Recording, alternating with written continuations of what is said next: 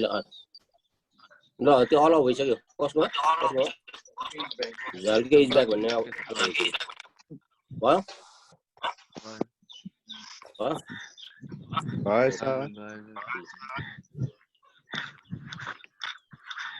तर हजुरले के यो भन्दा पहिलाको क्लासको के त्यो सजिलो भाषामा लेखेर पठाइदिन्छु भन्नुभएको थियो त्यो पठाउँछु म टाइप गर्दैछु टाइप गरेर राम्रो बनाएर पठाइदिन्छु नि हुन्छ सर है आजको पनि त्यो अस्तिको पनि टाइप गरेर राम्रो बनाएर छोटो बनाएर पठाइदिन्छु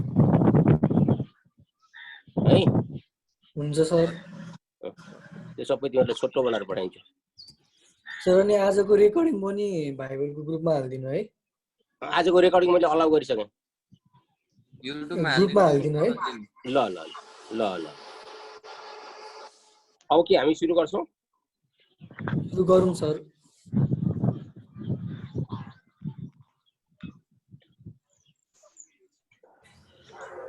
36 जना 37 जना 38 जना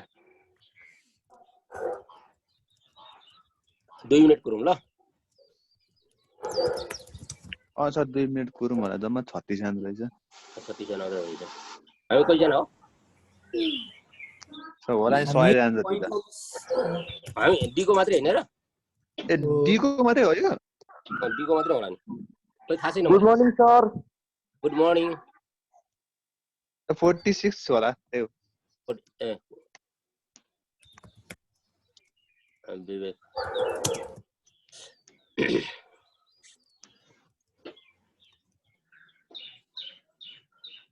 फर्स्ट अहिले पहिलो पिरियड के थियो फर्स्ट छ कोर्स सबै भइरहेछ प्यारलली भइरहेछ क्लासहरु एफएम भएको छैन एफएम को चाहिँ भएको छैन फाइनान्सको भएन फाइनान्सको ए फाइनान्सको फाइनान्स झन् इम्पोर्टेन्ट हो त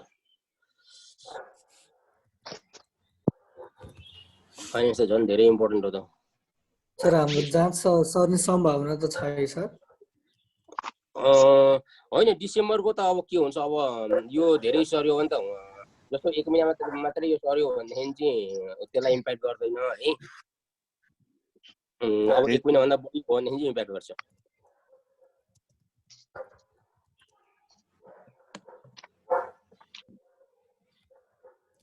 त्यसो भने चाहिँ इम्प्याक्ट गर्छ अब त्यो पहिले हाम्रो अर्थक्वेकको बेलामा पनि 1 महिना ढिलो भएको थियो है हामीले जाँदाखेरि यो जुलाई थियो अनि जुलाईमा एक्जाम भएको थियो त्यसले अनि डिसेम्बरको एक्जामलाई चाहिँ कुनै पनि इम्प्याक्ट पारेको थिएन अब यो कति लम्बिन्छ हाम्रो एक्जाम हुन्छ त्यसो डिसेम्बरमै होइन अब अहिले त अब डिसेम्बरको अहिले भन्न सकिँदैन अब यो कति लम्बिन्छ भन्नेमा डिपेन्ड हुन्छ क्या यो 2-3 महिना पर गयो भनेदेखि त डिसेम्बर हुने सम्भावना हुँदैन है अब फेरि कस्तो छ भने अब जुन क्याप 1 को ग्रुप अब नयाँ ग्रुप आउँछ नि क्याप 1 को अब तिनीहरुको 6 महिना नपुग्ने स्थिति छ किन 12 को जाँच नदिकन उनीहरु इन्डोर हुन पाउँदैनन् 12 को जाँच दिएर 6 महिना नहुने स्थिति छ त्यसले गर्दाखेरि धेरै कुरा इम्प्याक्ट हुन्छ ठीक छ 1 महिना 2 महिना त एक्जामै भएन एक्जामै भएको छैन तिनीहरुको एक्जाम भएर अनि फेरि इन्डोर गरेर अनि गर्दाखेरि त त्यसको लागि त 6 महिना त पुग्नु पर्यो अब 6 महिना पुग्नु पर्छ भन्ने पनि छ अब पढ्नु नि पर्यो हैन त्यसले गर्दाखेरि यसै भन्न सकिँदैन जुनको एक्जाम सरिगयो है जुनको एक्जाम सरो भनेको नि अब कहिले हो थाहा छैन जुनको एक्जामको चाहिँ अब कहिले हो थाहै छैन है त्यसले गर्दाखेरि टाइम लाग्छ ल मैले सुरु गरे अब ल हुन्छ सर अब 38 जना देखिरहेछ अब आउँदै गरेकोलाई फेरि म गर्दै गर्छु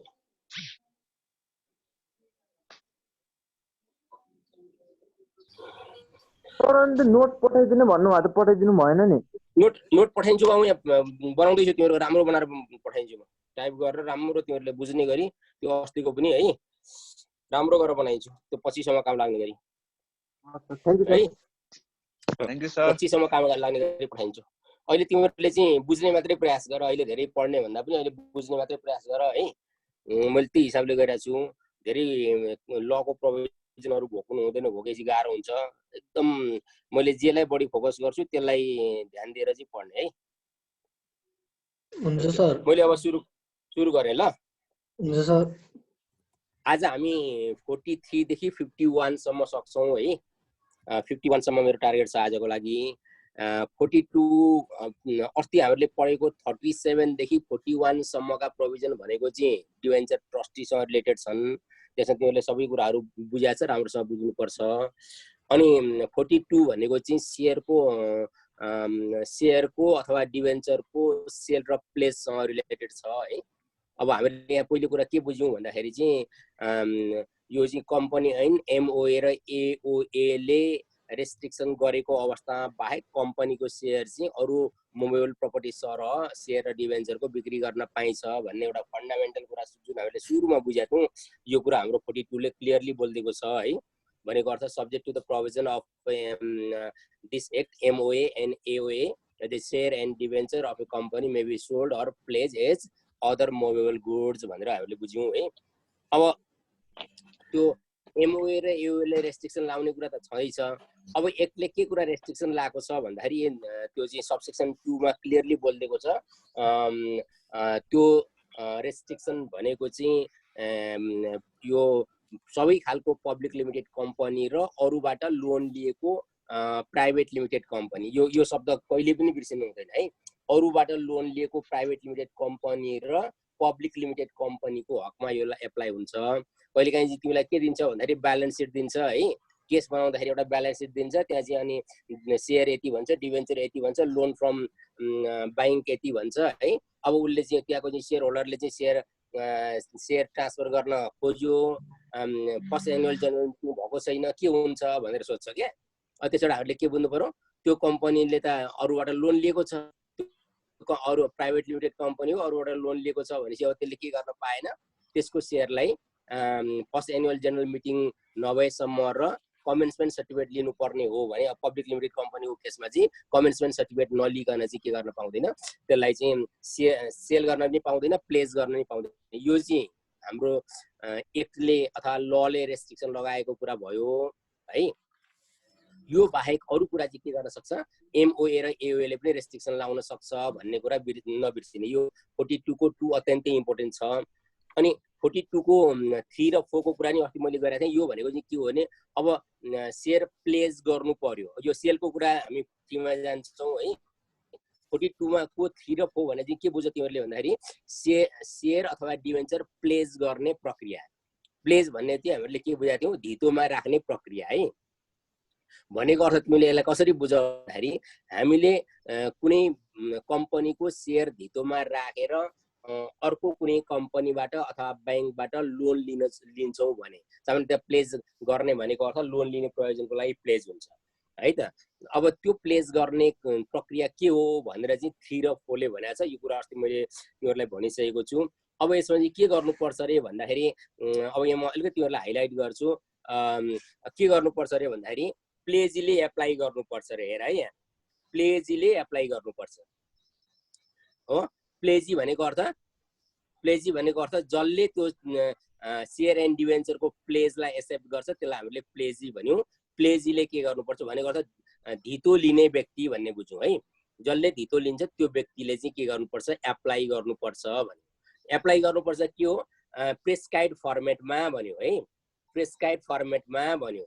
अनि अर्को कुरा एलोङ विथ फी, हामीले त्यहाँ फी यति लाग्छ भने हुन्छ, त्यो फी पनि हामीले के गर्नु पर्यो, तिर्नु पर्यो है त। अब हामीले कहाँ एप्लाई गर्नु पर्यो, to the register office of the company. Register of the office of the company भन्ने बित्तिकै हामीले यो सिआरओ होइन है, यो भनेको अर्थ कम्पनीको हेड अफिस। अस्ति मैले क्लियर गरिसकेको छु। त्यसको लागि त्यो रेकर्ड गर्नको लागि चाहिँ भनेको अर्थ प्लेजको रूपमा रेकर्ड गर्नको लागि चाहिँ के गर्नुपर्छ, यति डकुमेन्टहरू। यति डकुमेन्ट भनेको अर्थ हामीले के बुझ्यौँ, फी चाहियो, प्रेस्क्राइब्ड फर्मेट चाहियो, र अनि अर्को कुरा तल के भन्छ भने डिड अन प्लेज, प्लेजको डिड पनि त्यसमा चाहिन्छ। त्यो जुन डिड छ त्यो डिड पनि एट्याच गर्नुपर्छ along with the share or debenture certificate. यहाँ सेयर अर डिभेन्चर सर्टिफिकेट भनेपछि हामीले अब यसबाट तिमीहरूले के बुझ्यौ भन्दाखेरि म यसलाई समराइज गरेँ। हामीले डिभेन्चर अथवा सेयरलाई प्लेज गर्नु पर्यो भने है त, प्लेज गर्नु पर्यो भने प्लेजरले होइन है, प्लेजीले के गर्नुपर्छ एप्लाई गर्नुपर्छ कहाँ एप्लाई गर्नुपर्छ रजिस्टर अफिस अफ कम्पनी कम्पनीको रजिस्टर अफिसमा भनेको अर्थ त्यसको कर्पोरेट अफिसमा है त त्यसको कर्पोरेट अफिसमा एप्लाई गर्नुपर्छ प्रेस्क्राइब्ड फर्मेटमा र त्यसमा के गर्नु पर्यो तीनटा कुरा एट्याच गर्नु पर्यो तीनटा कुरा please note down the 3 point तीनटा कुरा एट्याच गर्नु पर्यो number 1 prescribed fee number 2 deed of pledge है डिड अफ प्लेज र तेस्रो कुरा भनेको अर्थ शेयर अर डिभेन्चर सर्टिफिकेट है त शेयर अर डिभेन्चर सर्टिफिकेट यी तीनटा कुरा चाहिँ हामीले के गर्नु पर्यो एट्याच गर्नु पर्यो मैले फेरि भने number 1 fee number 2 deed on pledge number 3 share or debenture certificate यी तीनटा कुरा एट्याच गरेर प्लेजीले कम्पनीको रजिस्ट्रार अफिसमा रजिस्टर अफिसमा चाहिँ एप्लाई गर्नुपर्छ के को लागि प्लेजको लागि यही कुरा हाम्रो चाहिँ 42 ले भनेको छ अब यो फन्डामेन्टल कुरा भनेको यो प्लेज गर्नु पर्यो भने तिमीले के गर्छौ भनेर सोध्छौ भने है प्लेज गर्ने प्रक्रिया के हुन्छ भन्दाखेरि प्लेजले एप्लाई गर्ने register office of company along with the fee deed on pledge and the share or debenture certificate भनेर हामीले भन्छौँ त्यति हो कुरा अब यहाँ फोन नम्बरमा अलिकति फेरि फरक कुरा के बोल्दिएको छ भने व्हेन एन एप्लिकेसन अब हामीले एप्लिकेसन सबमिट गर्यौं कसले प्लेजीले रजिस्टर अफिसमा एप्लिकेसन सबमिट गरिसकिसकेपछि अब के गर्छ रजिस्टर अफिसले त्यो प्लेज भएको ब्यौरा रेकर्ड गर्छ है त प्लेज भएको ब्यौरा रेकर्ड गर्छ कहाँ रेकर्ड गर्छ भन्दाखेरि in the register of share register भन्ने अहिले हामी 46 मा पढ्छौँ आजै पढ्छौँ है त्यो शेयर होल्डर्स रजिस्टर भन्ने एउटा रजिस्टर हुन्छ एउटा किताब हुन्छ एउटा बुक हुन्छ त्यो बुकमा चाहिँ उसले के गर्छ जनाउँछ के गरेको प्लेज गरेको यो शेयर चाहिँ फलानु व्यक्तिलाई प्लेज गरेको छ है जस्तो म ओनर भए मैले चाहिँ हिमालयन बैंकलाई प्लेज गरेको छु भने हिमालयन बैंकलाई चाहिँ यसले प्लेज गरेको छ भन्ने कुरा यसले के गर्छ रेकर्ड राखिदिन्छ हाम्रो कम्पनीको हेड अफिसले र यो काम गर्ने जिम्मेवारी चाहिँ कम्पनी सेक्रेटरीको हुन्छ पछि हामी यो कुरा बुझ्छौँ अनि अब त्यो मैले मेरो प्लेज भयो भन्ने कुरा त्यहाँ भएपछि अब यो प्लेज भइसकेपछि अब के हुँदैन त्यो शेयर मैले के गर्न पाउँदिन बिक्री गर्न ओर्न पाउँदिन है र अब मैले त्यो प्लेज गरेर के गरेको छु बैंकबाट लोन लिएको छु त्यो लोन चुक्ता गरिसकेपछि अब म फेरि के गर्छु त्यो चाहिँ त्यसलाई चाहिँ क्यान्सल गर्नको लागि यहाँ क्रस अफ भन्ने वर्ड युज गरेको छ क्रस अफ भनेको अर्थ त्यो प्लेजलाई चाहिँ के गर्ने क्यान्सल गर्नको लागि म फेरि के गर्छु त्यही कम्पनीमा जान्छु र कम्पनीले मेरो रजिस्टरमा त्यो प्लेज चाहिँ क्रस अफ भयो अथवा प्लेज चाहिँ फुकुवा हामी फुकुवा भन्छौँ नेपालीमा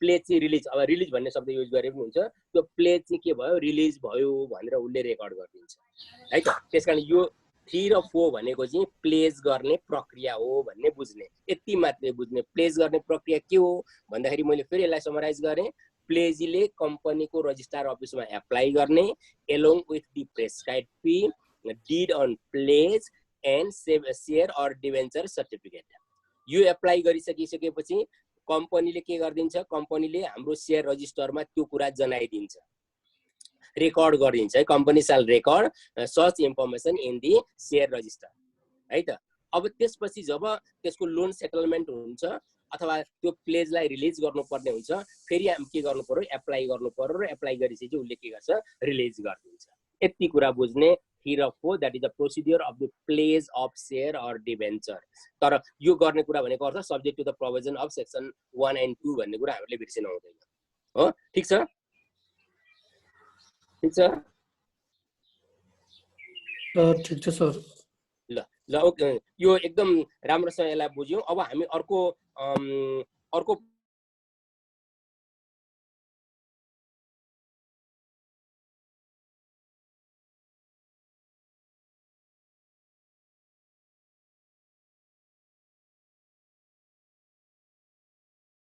44 र 45 यी तीनटा सेक्सन भनेको चाहिँ केसँग रिलेटेड छन् भन्दाखेरि ट्रान्समिसन भन्ने शब्द यहाँ प्रयोग गरेको छ ट्रान्समिसन भन्ने शब्द यहाँ हेर ट्रान्समिसन भन्ने शब्द प्रयोग गरेको छ यो भनेको अर्थ ट्रान्सफर अफ ओनरशिप भन्ने बुझ्ने है transmission of share and debenture भनेको छ यसलाई हामीले कमन भाषामा बुझ्ने भनेको अर्थ ट्रान्सफर अफ ओनरशिप अब ट्रान्सफर अफ ओनरशिप को प्रक्रिया के हो त भन्ने कुरा चाहिँ 43, 44 र 45 ले बोल्छ।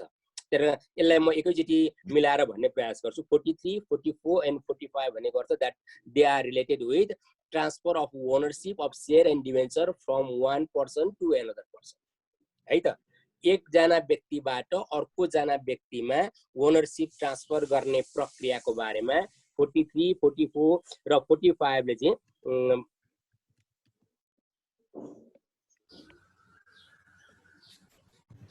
ओके 43, 44 र 45 ले ट्रान्सफर अफ ओनरशिपको बारेमा बोलेको छ। अब यसमा तिमीहरूले बुझ्नुपर्ने कुरा के छ भन्दाखेरि अब ओनरशिप ट्रान्सफर गर्नुपर्ने अवस्था के हुन्छ भन्ने कुरा पहिले बुझ्ने, है त। तीनटा अवस्था हुन्छ ओनरशिप ट्रान्सफर। जस्तो मेरो त्यो ए भन्ने व्यक्तिको ओनरशिपमा भएको शेयर अथवा डिबेन्चर वाट एभर यु से, है त। ए भन्ने व्यक्तिको ओनरशिपमा भएको शेयर अर डिबेन्चर उसको ओनरशिपबाट अर्को व्यक्तिमा ट्रान्सफर हुने अवस्था के हो भन्ने कुरा पहिले हामी बुझ्यौँ, है त। एउटा के हुन सक्छ भन्दाखेरि सेल हुन सक्छ, हो। एउटा अवस्था भनेको अर्थ सेल। जस्तो ए भन्ने व्यक्तिले उसको शेयर के गर्यो, थर्ड पार्टीलाई बी भन्ने व्यक्तिलाई सेल गर्यो। तर सेल गर्यो भने अब ओनरशिप ट्रान्सफरको कुरा आउँछ। अर्को कुरा के हुन सक्छ भन्दाखेरि ए भन्ने व्यक्तिको डेथ हो अथवा इन्सल्भेन्ट हो। ए भन्ने व्यक्ति थियो, उसले शेयर होल्ड गरेको थियो, कुनै कम्पनीको शेयर होल्ड गरेको थियो, त्यो व्यक्तिको के हो, डेथ हो अथवा इन्सल्भेन्ट हो, है त। डेथ हो अथवा इन्सल्भेन्ट, यो D I mean death or I भनेको अर्थ इन्सल्भेन्ट, है त। सेल गरेको छ, डेथ भएको छ अथवा इन्सल्भेन्ट भएको छ। अथवा त्यो बाहेक अरू के हुन सक्छ भन्दाखेरि कहिलेकाहीँ अपरेसन अफ ल, कानुनको कारणले पनि, अपरेसन अफ ल, है, अपरेसन अफ ल को कारणले पनि के हुन सक्छ भन्दाखेरि चाहिँ ओनरशिप ट्रान्सफर हुन सक्छ। मैले तीनटा कुरा भन्दैछु, यो क्लियरली यहाँ भनेको छैन हाम्रो लले, तर हामीले बुझ्नुपर्ने के छ भन्दाखेरि तीनटा अवस्थामा कुनै पनि व्यक्तिको शेयर अर्को व्यक्तिमा ओनरशिप ट्रान्सफर हुँदो रहेछ। Number 1 sale, number 2 death or insolvency of the owner, number 3 operation of law, है त। यी तीनटा अवस्थामा अपरेसन अफ ल भनेको सिम्पल एक्जाम्पल, जस्तो म ए भन्ने व्यक्तिले चाहिँ शेयर थियो, त्यो शेयरको अगेन्स्टमा लोन लिएको थियो, त्यो लोन उसले तिर्न सकेन भने के हुन्छ, ब्याङ्कले त्यसलाई चाहिँ सिज गरिदिन्छ र ब्याङ्कले त्यसलाई के गरिदिन्छ, आफ्नो ओनरशिपमा लिन्छ। भनेको अर्थ अपरेसन अफ ल को कारणले पनि कुनै व्यक्तिको शेयर अर्को व्यक्तिमा ट्रान्सफर हुन्छ। तीनटा अवस्था क्लियर क्लियर म अगाडि बढौँ। यी तीनटा अवस्थामा चाहिँ हाम्रो चाहिँ ओनरशिप ट्रान्सफर हुने कुरा यसले गर्छ। हाम्रो लले क्लियरली तीनटा अवस्था भन्दैन, तर हामीले बुझ्नुपर्छ। Sale, number 2 death or insolvency of the owner, number 3 operation of law. यी तीनटा अवस्थामा ओनरशिप ट्रान्सफर हुन्छ। यहाँ ट्रान्समिसन भन्ने शब्द हाम्रो लले प्रयोग गरेको छ, है त। हाम्रो लले ट्रान्समिसन भन्ने शब्द प्रयोग गरेको छ, त्यसलाई मैले ओनरशिप ट्रान्सफर भने तिमीहरूले सिम्पल बुझ्नको लागि सजिलो। अब यो ओनरशिप ट्रान्सफर कसरी हुन्छ भन्ने कुरा तीनटा कुरा मैले भने। त्यो मध्ये अब ए भन्ने व्यक्तिले सेल गर्छ भने सेल गर्दाखेरि ओनरशिप ट्रान्सफर हुने अवस्थाको बारेमा 43 ले भन्छ। शेयर यो भनेको सेल, है। शेयरलाई, शेयर अर डिबेन्चरलाई सेल गरेर ओनरशिप ट्रान्सफर गर्ने प्रक्रिया के हो भन्ने कुरा चाहिँ यसले बोल्छ। अब यसको लागि के गर्नु पर्यो भन्दाखेरि अघि प्लेजमा गरेको जस्तै हामीले चाहिँ के गर्नुपर्छ, रजिस्टर अफिसमा एप्लाई गर्नुपर्छ। पहिलो कुरा रजिस्टर अफिसमा एप्लाई गर्नुपर्छ के को लागि, ओनरशिप ट्रान्सफरको लागि। कसले एप्लाई गर्ने, बायरले, सेलरले होइन, है। सेलरले होइन, बायरले यहाँ झुक्याउँछ। बायरले के गर्ने भन्दाखेरि ओनरशिप ट्रान्सफरको चाहिँ एप्लिकेसन दिनुपर्छ। ओनरशिप ट्रान्सफरको एप्लिकेसन चाहिँ के गर्नुपर्छ, बायरले दिनुपर्छ। कहाँ, कम्पनीको हेड अफिसमा, कम्पनीको रजिस्टर अफिसमा एप्लिकेसन दिनुपर्छ, प्रेस्क्राइब्ड फर्मेटमा भनेको छ। अब त्यो एप्लिकेसनमा अघि भने जस्तै के चाहियो त भन्दाखेरि एलोङ विथ फी, है त। ओनरशिप ट्रान्सफरको लागि कम्पनीले फी लिन्छ, त्यो फी पनि चाहियो, है, एज प्रेस्क्राइब्ड भनेको छ। अनि अर्को कुरा के चाहियो भन्दाखेरि application shall also submit along with such application copy of deed, यहाँ copy of to sale or purchase of the share or debenture share or debenture certificate भनेपछि हामीले के बुझ्यौँ भन्दाखेरि अब सेयर ओनरसिप ट्रान्सफर गर्नको लागि सेल गर्ने प्रयोजनको लागि ओनरसिप म ट्रान्सफर गर्दैछु भनेदेखि अब के गर्नु पर्यो बायरले है त बायरले कम्पनीको रजिस्टर अफिसमा एप्लाई गर्नु पर्यो एलोङ विथ तीनटा कुरा number 1 prescribed fee, number 2 deed relating to sale or purchase, र number 3 share or debenture certificate। यी तीनटा कुरा एट्याच गरेर बायर कहाँ जानु पर्यो रजिस्टर अफिसमा जानु पर्यो है त बायर जाने सेलर जाने होइन है सेलर जाने होइन ओनर जाने होइन बायरले चाहिँ एप्लाई गर्ने रजिस्टर अफिसमा एलोङ विथ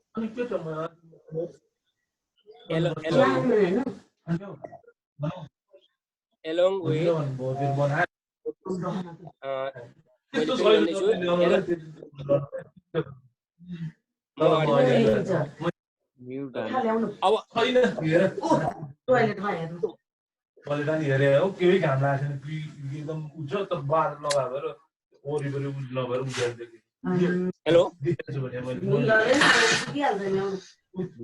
साइड टक आइरहेको छ त्यसलाई बन्द गर हेलो साइड टक आएको छ बन्द गर त्यसलाई भनेपछि अब के गर्नु पर्यो बायरले एप्लाई गर्नु पर्यो रजिस्टर अफिसमा र अब त्यो एप्लाई गरिसकेपछि के भन्छ अरे भन्दाखेरि चाहिँ त्यो कम्पनीले shall cross of the name of the transferor of the share transferor भनेको को हो यहाँ ट्रान्सफरर भन्ने शब्द प्रयोग गरेको छ ट्रान्सफरर भनेको को हो ओनर है सेयरको अहिलेको ओनर उसले के गर्छ भन्दाखेरि ट्रान्सफरर अफ द सेयरको अहिलेको ओनर जस्तो ए भन्ने व्यक्तिले सेयर ओन गरेको छ भने उसको नाम त्यसबाट क्रस अफ गर्छ क्यान्सल गर्छ है त क्यान्सल गर्छ र अनि के गर्छ भन्दाखेरि चाहिँ त्यो बायरको नाममा ट्रान्सफर गर्छ and holder and enter the name of the transferee भनेको अर्थ buyer in the register within the 15 days अब यो चाहिँ याद गर्नु पर्यो 15 दिन भित्रमा है त 15 दिन भित्रमा चाहिँ अब के गर्नु पर्यो कम्पनीले सेलरको नाम क्यान्सल गरेर बायरको नाममा ओनरसिप देखाउनु पर्यो यो कहाँ गरिन्छ भन्दाखेरि यो चाहिँ सेयर अर डिभेन्चर रजिस्टर भन्ने हुन्छ अहिले हामी 46 मा हेर्छौँ त्यो सेयर एन्ड डिभेन्चर रजिस्टरमा चाहिँ जुन पहिले जसको नाम थियो त्यो नामलाई क्यान्सल गरिन्छ अनि अर्को व्यक्ति जो बायर हो उसको नाम त्यहाँ राखिन्छ है त त्यसले अब के भयो ओनरसिप ट्रान्सफर भयो यति गरिसकेपछि एप्लाई गर्यो कम्पनीले चाहिँ त्यो रेकर्ड राखेपछि अब के हुन्छ भन्दाखेरि चाहिँ ओनरसिप ट्रान्सफर भयो त्यसकारण सेल गर्ने ओनरसिप ट्रान्सफर गर्ने प्रक्रिया के हो भन्दाखेरि यो नम्बर 1 र 2 लाई याद गर्ने नम्बर 1 ले के भन्यो बायरले एप्लाई गर्नुपर्छ कम्पनी रजिस्टर अफिसमा in the prescribed format along with तीनटा कुरा number 1 prescribed pay number 2 deed on purchase and sale of the share or debenture, number 3 share or debenture certificate। यो भइसकिसकेपछि अब के गर्छ कम्पनीको रजिस्टर अफिसले 15 दिन भित्रमा सेलरको नाममा त्यो चाहिँ नाम राखेर बायरको सेलरको नाम क्यान्सल गरेर बायरको नाम त्यहाँ जनाइदिन्छ ओनरसिप ट्रान्सफर भयो है त। यति हो हामीले बुझ्ने कुरा, यति हो यसको प्रक्रिया के हो भनेर हामीले सोध्दाखेरि हामीले बुझ्ने प्रक्रिया यति नै हो।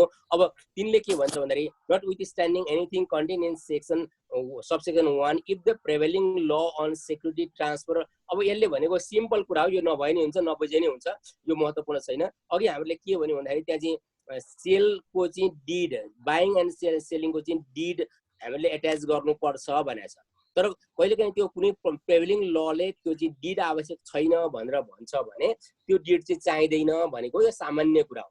सर त्यो डिड भनेको के हो र? डिड भनेको अर्थ एग्रिमेन्ट यार, डिड भनेको एग्रिमेन्ट हो।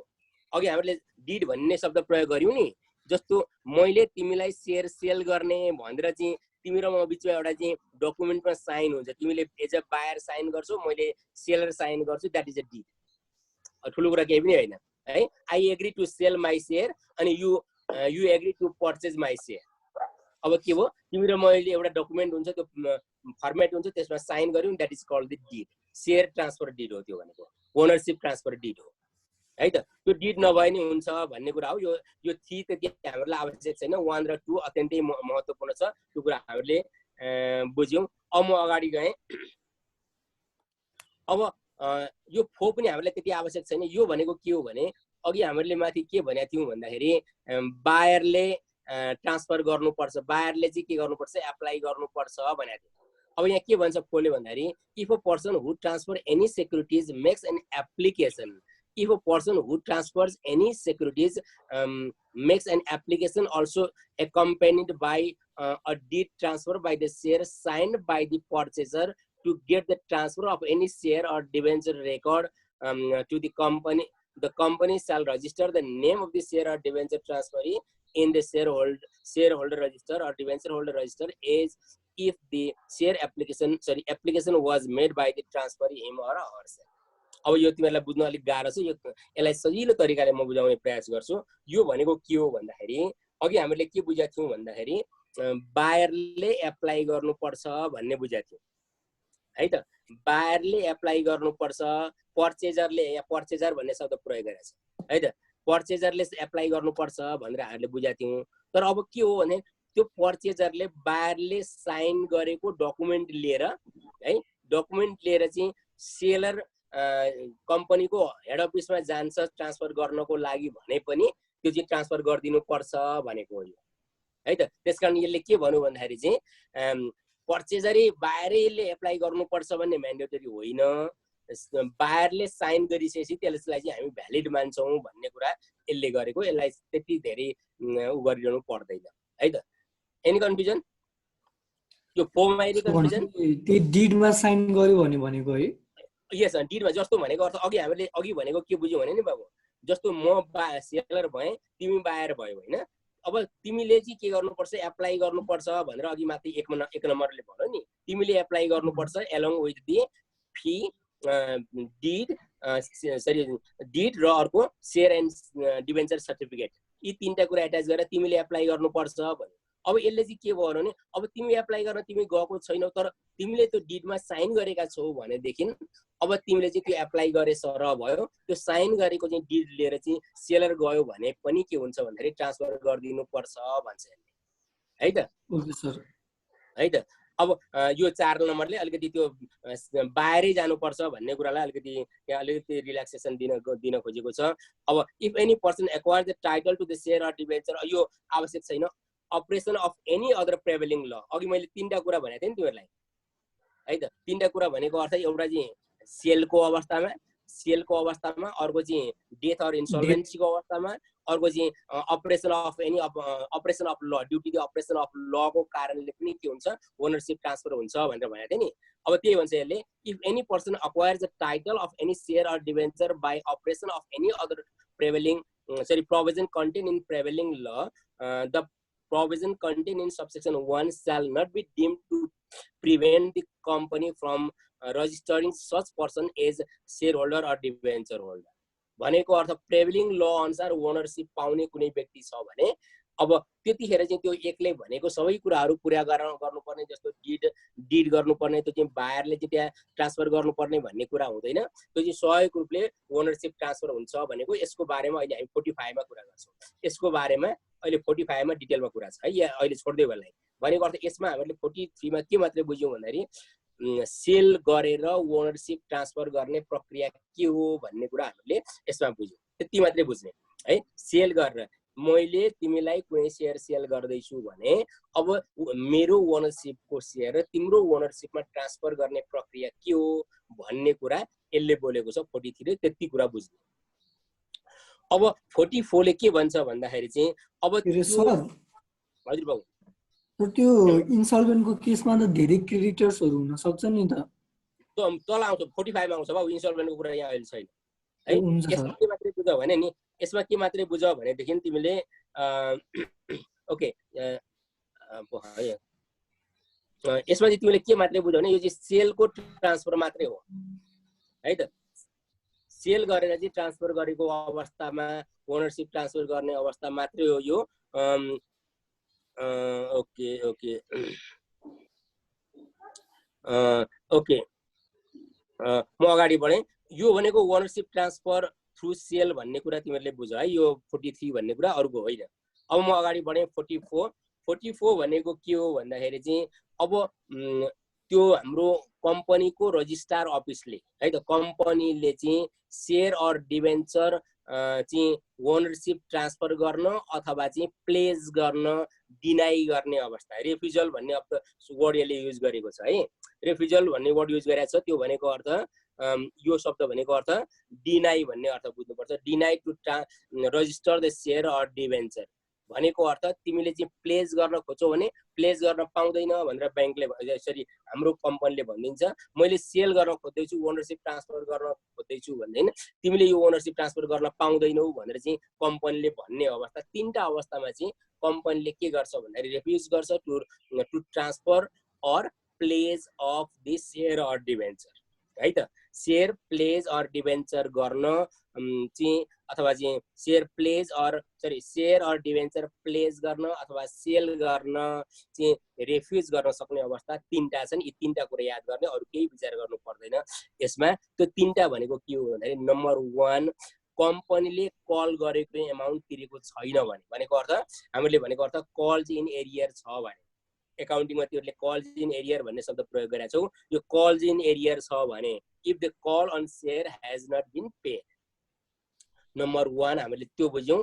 त्यो हो भने कम्पनीले के गर्छ, पहिले यो कल इन एरियर तिमीले सेटल गर, कल गरेको एमाउन्ट तिर, अनि मात्रै तिम्रो सेयर चाहिँ प्लेज हुन्छ अथवा तिम्रो सेयर चाहिँ ट्रान्सफर हुन्छ भन्छ कम्पनीले। ओनरसिप ट्रान्सफर पनि गर्दैन, प्लेज पनि गर्दैन है त।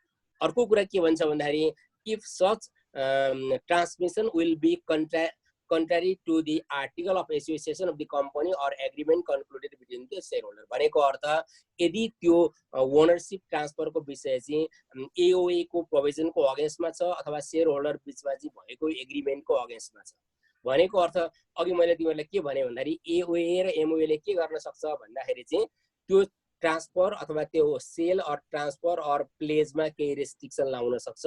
त्यस्तो रेस्ट्रिक्सन लगाएको छ भने त्यसको अगेन्स्टमा हुने गरी कुनै किसिमको ट्रान्सफर अथवा प्लेज हुन सक्दैन। If such transmission is against the provision of AOA or agreement between the shareholders. दोस्रो कुरा यो भयो भने तेस्रो कुरा if the transfer fee is not furnish along with the application भनेको अर्थ अघि भनेको फी एट्याच गर्नुपर्छ भनेर भनेको थियो नि। अब त्यो फी चाहिँ एट्याच गरेको छैन भनेदेखि अब के हुन्छ, त्यतिखेर पनि कम्पनीले त्यो सेयरलाई ट्रान्सफर गर्न अथवा प्ले